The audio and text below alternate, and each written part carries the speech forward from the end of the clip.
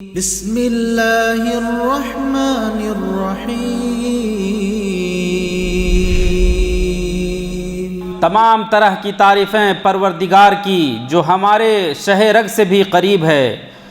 ہم گواہی دیتے ہیں کہ اس کے سوا کوئی معبود نہیں اور اس کا کوئی شریک و ساجی نہیں، وہ جو چاہتا ہے کرتا ہے۔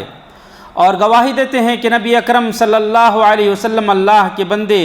اور مخلوق میں سب سے اطہر اور سب سے اشرف اللہ کے بندے ہیں۔ اللہ کا درود و سلام ہو آپ پر اور آپ کے تمام اصحابہ کرام پر اور ہر اس شخص پر جو آپ کی اتباع اچھی طرح سے قیامت تک کرتے رہیں گے۔ اے اللہ کے بندو، پچھلے جمعہ کو اس حدیث افک یعنی اس بہتان تراشی اور حادثہ افک کے بارے میں ہم نے گفتگو کی جو ہمارے اماں عائشہ ام المؤمنین رضی اللہ تعالی عنہ کے بارے میں تھا، اور ان کے بارے میں ہم نے ایسی خطرناک باتیں سنی جو لگ رہا تھا کہ ہمارا دل اس کی وجہ سے پھٹ پڑے گا۔ اور یہ واقعہ در حقیقت بہت سارے لوگوں کے کینے اور بغض کو جو حضرت نبی اکرم صلی اللہ علیہ وسلم کی شخصیت اور پاکیزہ اہل بیت کے سلسلے میں تھی وہ واضح اور کشف ہوئی تھی، اور اس کے ذمہ دار عبداللہ ابن ابی ابن سلول راس المنافقین تھا۔ اللہ اس کو ذلیل و رسوا کرے، جس کی صفت اللہ تعالیٰ نے خود فرمائی والذی تولی کبرہ منہم لہ عذاب عظیم، کہ جس نے ان لوگوں میں سے اس واقعے کی سربراہی کی، اللہ رب العالمین کی طرف سے اس کے لیے بہت ہی دردناک اور بڑا ہی عذاب ہوگا۔ جب حضرت صفوان ابن معطل رضی اللہ تعالی عنہ ام المومنین کو اپنے اونٹنی پر سوار کر کے آئے اس لشکر کے اندر، جہاں عبداللہ ابن سلول جو راس المنافقین تھا وہ دیکھ کر کے کہنے ایک بہت ہی خبیث بات کہا، جس کی وجہ سے ہمارے دل پھٹتے ہیں اور بہت ہی افسوس ہوتا ہے۔ اس نے کہا واللہ ما نجت منہ ولا نجا منہا، کہ خدا کی قسم نہ تو یہ اس سے بچی ہے نہ وہ اس سے بچا ہے۔ امرأۃ نبیکم باتت مع رجل ثم جاء یقودها، دیکھو تمہارے نبی کی بیوی ایک غیر مرد کے ساتھ رات گزار کر کے ان کے ساتھ آئی ہے۔ اللہ کی پناہ ایسی مکر سے بھری خبیث بات کی جس کو منافقوں کی جماعت نے اشاعت شائع کیا اور اس کو پھیلایا۔ بلکہ بڑے ہی افسوس کے ساتھ یہ کہنا پڑتا ہے کہ بہت سارے مومنین کی زبانیں بھی ان جیسے الفاظ کو کہہ بیٹھے، جس کی سزا انہیں اس دنیا کے اندر پاک کرنے کے لیے حد قذف جو 80 کورا ہے ان کو لگایا گیا تھا۔ اے اللہ کے بندو، نبی کریم صلی اللہ علیہ وسلم کے اصحابہ کرام لوگوں میں سب سے زیادہ علم والے اور ورع اور جہد والے تھے اور اپنی زبان کی حفاظت کرنے والے تھے، یہاں تک کہ آپ صلی اللہ علیہ وسلم نے حضرت صفوان ابن معطل کے بارے میں کہا کہ ما علمت علیہ الا خیرا، میں نے ان کے بارے میں کبھی بھی بھلائی کے سوا اور کچھ نہیں جانا ہے، اور وہ میرے ساتھ میرے فیملی میں میرے گھر میں میرے ساتھ ہی داخل ہوتا تھا۔ اور یہی واجب ہے تمام لوگوں کے لیے کہ اسی طریقے کا خیال اور اسی طرح کے سے اپنے دوسرے بھائیوں کو اپنے گھر میں لے کر کے جائے، ورنہ کسی کو اجازت نہ دے۔ نبی اکرم صلی اللہ علیہ وسلم نے جب زینب بنت جحش رضی اللہ تعالی عنہ جو ام المومنین عائشہ رضی اللہ تعالی عنہ کی سوکن تھی ان سے سوال کیا کہ تمہارا ان کے بارے میں کیا خیال ہے، تو انہوں نے کہا کہ میں اپنی کان اور اپنی نگاہوں کی حفاظت کرتی ہوں، میں ان کے بارے میں سوائے خیر کے اور کچھ نہیں جانتی۔ دیکھیے اللہ تبارک و تعالیٰ کے واسطے انہوں نے کس طریقے سے اپنے ورع کا اظہار کیا۔ اے مومنو، اللہ کے نبی کے صحابہ کرام لوگوں میں سب سے زیادہ عقل مند، دین میں سب سے زیادہ ٹھوس، قوم میں سب سے زیادہ دیندار اور سب سے زیادہ علم کے مالک تھے، بڑے ہی دلیر تھے، اور اللہ کی راہ میں انہوں نے سچا جہاد کیا، جس کی وجہ سے اللہ تعالیٰ نے اس دین کو قائم کیا اور تمام جہان والوں پر انہیں غالب کیا۔ اللہ تعالیٰ نے بلکہ ان اصحابہ کرام کی تعریف کی قرآن کریم کے اندر والسابقون الاولون من المہاجرین والانصار والذین اتبعوہم باحسان رضی اللہ عنہم ورضوا عنہ وأعد لهم جنات تجری تحتها الانہار خالدین فیہا ابدا ذلک الفوز العظیم، کہ وہ سب سے پہلے لوگ جنہوں نے ایمان لایا مہاجروں میں سے اور انصار میں سے، اور اسی طریقے سے وہ لوگ بھی جو ان کی اتباع کریں گے اچھی طریقے سے،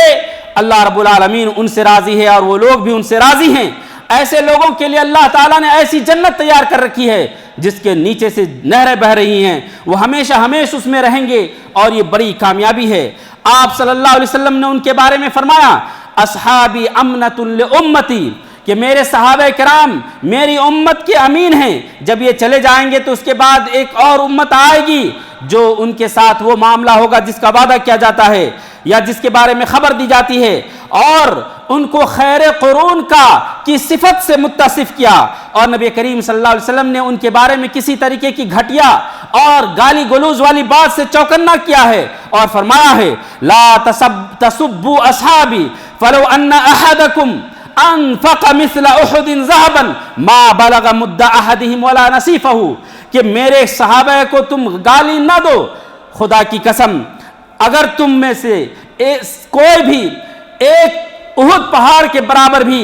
سونا خرچ کرے اللہ کی راہ میں تو ان کے ایک مد یا نصف مد کے برابر بھی نہیں پہنچ سکتے ہو، یعنی ان کے اندر کمال اخلاص اور کمال ایمان اس درجے کو پہنچا ہے کہ ہم احد پہاڑ کے برابر بھی سونا خرچ کریں تو ہم ان کی حیثیت کو نہیں پہنچ سکتے ہیں۔ بخاری اور مسلم کی روایت ہے۔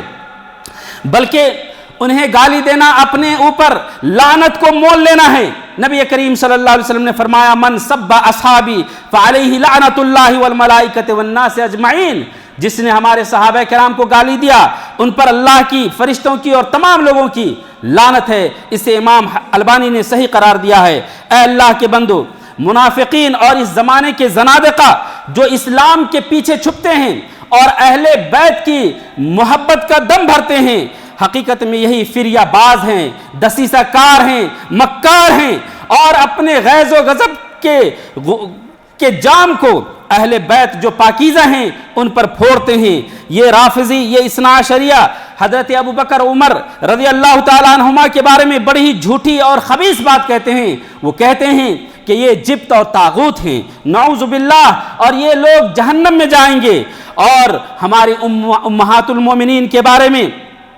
ایسی بات کہتے ہیں جو ہم اپنے سوچ میں بھی نہیں لا سکتے ہیں۔ ان کے شیخ رافضی قمی وہ کہتا ہے کہ اما عائشہ اور حفصہ رضی اللہ تعالیٰ عنہما آپ صلی اللہ علیہ وسلم کی بیوی ہیں اور ہماری ماں ہیں، لیکن یہ دونوں فحش کاری کے مرتکب ہوئی۔ اللہ کی ذات پاک ہے اس بہتان عظیم سے۔ اے اہل سنت اور جماعت، کیا آپ یہ گمان کر سکتے ہیں کہ ہمارے اور ان کے درمیان کوئی دینی تقارب ہے؟ ہرگز نہیں، ایک مشرق اور مغرب کی دوری ہے۔ اور آپ اپنی نگاہوں سے دیکھتے ہیں کہ جنوبی حدود کے علاقے میں کس طریقے کی کارستانی ہے ان کی، عراق میں اور ہمارے پیارے وطن شام میں، اور اسی طریقے سے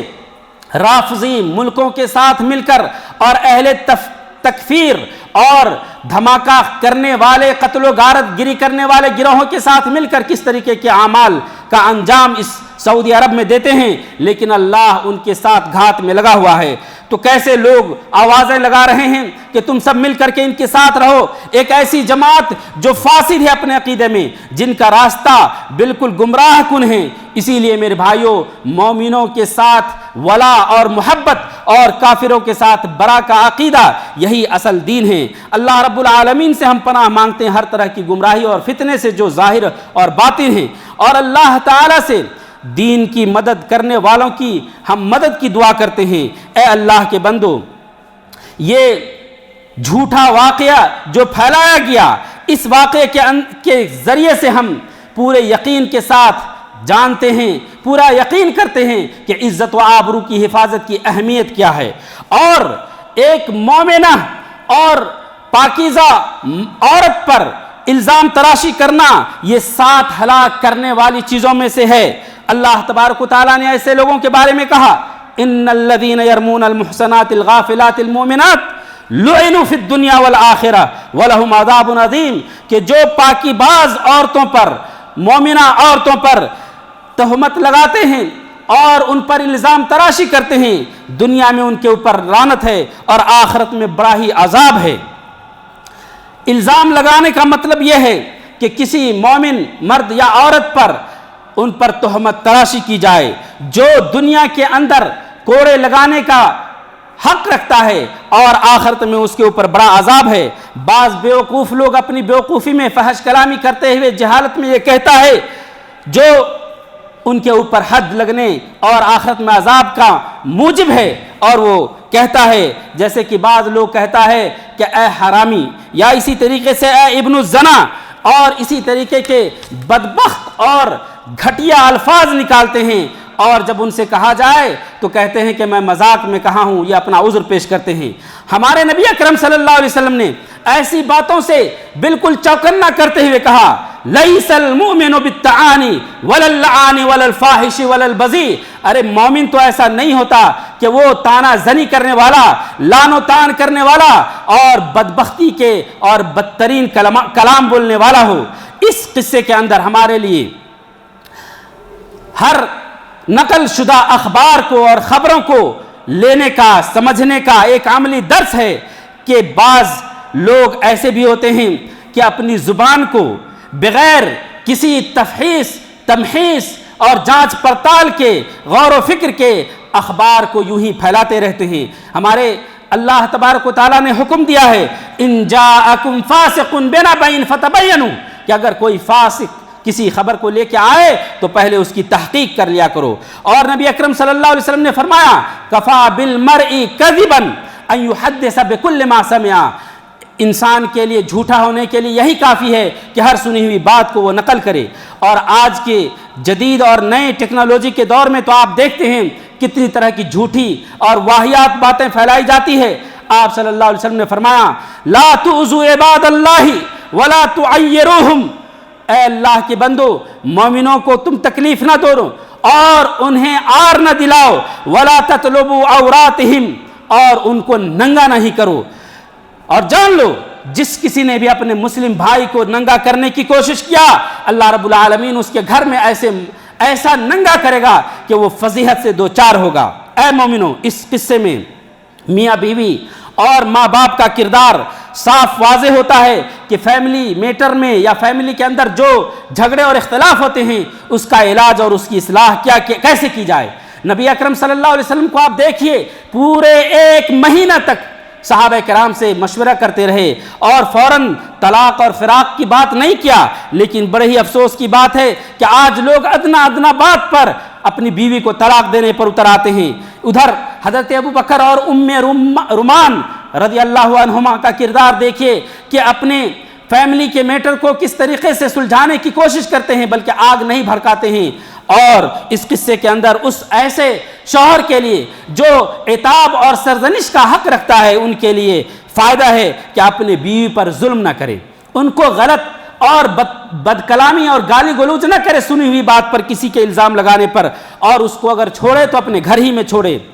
ناراضگی کا اظہار کرے تو اپنے گھر میں کرے اور انصاف کے ساتھ ان کے ساتھ برتاؤ کرے۔ لیکن آج بڑی افسوس کے ساتھ بہت سارے ہمارے معاشرے کے بیوقوف لوگ چھوٹی سی بات پر انہیں طلاق دیتے ہیں، بھگاتے ہیں اور ان پر ظلم و جبر کرتے ہیں۔ اللہ کی پناہ، اس قصے کے اندر ان عورتوں کے لیے جو پاک باز ہیں، حشمت والی ہیں، ان کے لیے اس میں درس ہے کہ وہ جہاں بھی رہیں عزت و حشمت کی پاسداری کرتے ہوئے رہیں، اپنی آواز کو بلند نہ کریں اور غیر محرم کے ساتھ تنہائی میں نہ جائیں، بلکہ پورے طور پر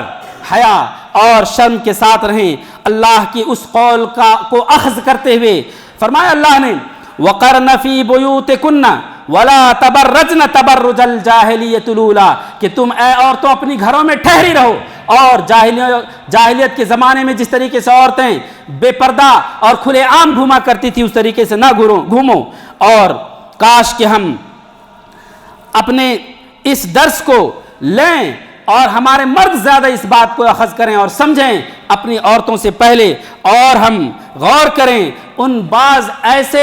معاملات کا جو ہماری سوسائٹی میں ظاہر ہے، باہر ہے اور واقع ہو رہا ہے، جیسے آپ چائے خانوں میں، بازاروں میں اور دیگر جگہوں میں، پارکوں میں آپ دیکھ رہے ہیں کس طریقے سے لوگ بے پردگی کا مظاہرہ کرتے ہیں، اور لگتا ہے کہ مردوں سے تو قوامہ کا، یعنی جو مرد ہی قوام ہیں، مالک ہے، گارجین ہیں، یہ حق اور یہ صلاحیت ان سے سلب ہو چکی ہے، بلکہ ایک بہت ہی دوری ہو چکی ہے۔ اللہ رب العالمین سے ہم اس کی شکایت کرتے ہیں، وہی اللہ ہمارے لیے کافی ہے اور اسی پر ہمارا بھروسہ ہے۔ اے اللہ کے بندو، بعض درس اس واقعہ افک سے یہ ہے کہ ہر غور کرنے والا بہت سارے درس اور اسباق کو اس سے حاصل کر سکتا ہے۔ ہم اللہ تبارک و تعالیٰ سے دعا کرتے ہیں کہ اے اللہ ہمارے نفس کو تو پاک فرما، اور تو ایسے پاک فرما جس طریقے سے اپنے مومن مخلص بندوں کو پاکیزگی عطا کرتا ہے۔ اے اللہ تو ہی ہمارا کارساز ہے۔ اے اللہ ہم ہر طرح کی گمراہی اور فتنے سے جو ظاہر ہے اور جو چھپے ہوئے ہیں اس سے تیری پناہ چاہتے ہیں۔ اے اللہ دین کی مدد کرنے والے کی تو مدد فرما، اور دین کو جو رسوا کرتا ہے، گھٹیا طریقے سے اس کو استعمال کرتا ہے، اللہ تو اسے ذلیل کر۔ اور اللہ جو ہمارے دین کے اندر، ہمارے امت میں اور ہمارے اخلاق کو اور ہمارے ملک کے اندر کسی طرح کی بدبختی کی نیت رکھتا ہے اور فساد پھیلانے کی کوشش کرتا ہے، اے اللہ تو اس کو خود سے مشغول کر دے، وہ اپنے آپ میں پریشان ہو جائے، اس کی چال بازی اور اس کی سرکشی اسی کے گردن میں لپیٹ دے اور وہ ہلاک و برباد ہو جائے۔ اے اللہ حوثی اور رافضی جو ہمارے ملک پر سرکشی کر رہے ہیں، زیادتی کر رہے ہیں، اے اللہ ان کے لیے ہم مسلمان لشکروں کی تو مددگار بن جا۔ اے اللہ ہمارے حدود کی، ہمارے لشکروں کی اور ہمارے مسلمان بھائیوں کی تو حفاظت فرما۔ اے اللہ ہمیں اور ہمارے جو مالکان اور بادشاہ اور ہمارے ملک کے جو قائدین اور لیڈران ہیں، اے اللہ تو ان باتوں کی توفیق دے جس میں تیرے دین کی عزت اور مسلمانوں کی عزت ہے، اے اللہ جس میں نیکی اور تقوی ہے، اور اے اللہ ہم تمام لوگوں کو خیر کا رزق عطا فرما۔ آمین۔ وصلی اللہ علی نبینا محمد وعلی آلہ وصحبہ اجمعین۔